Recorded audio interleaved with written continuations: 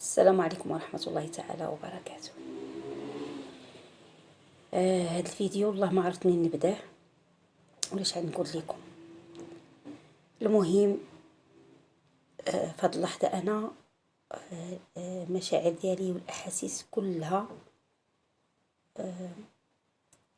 مخلطة، يعني مختلطة. ما عرفتش كيفاش غنعبر لكم على الإحساس ديالي بالضبط في هذه اللحظة.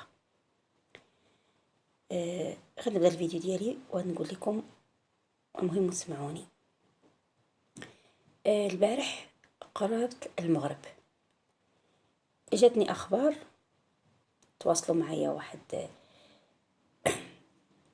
واحد الاخوات، يعني كندرس ليهم الابناء ديالهم، وتطرحوا عليا واحد السؤال: واش استاذه هاد البنيه اللي ماتت كتقرا عندك ولا كانت كتقرا عندك؟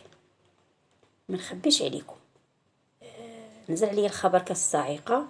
انا كنقري بزاف ديال البنيات وقريت بزاف ديال البنيات، يعني وكنقول لهم انا دائما تنقول لهم وليداتي وبنياتي، يعني باش انني يجيني بهذا الخبر الصراحه لله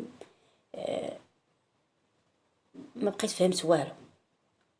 المهم من بعد استقصيت على الامر، تواصلت مع الناس المقربين عندي في الخدمه ديالي، يعني من المؤسسات التعليميه اللي كندرس فيها،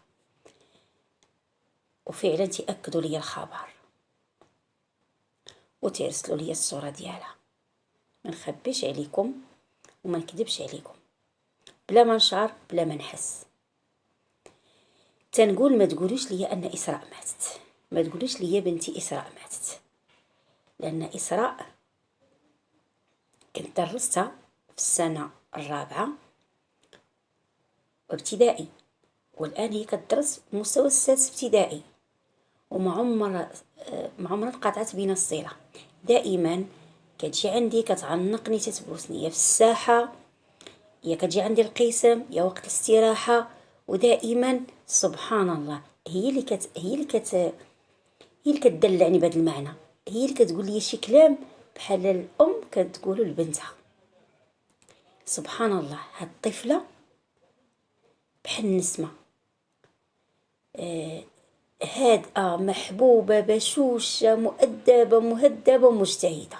سبحان الله العظيم. يعني ماشي يجيني هذا الخبر راه صعيب عليا وبزاف وبزاف، ما عرفت نبكي، ما عرفت يعني الاحاسيس تخلطات.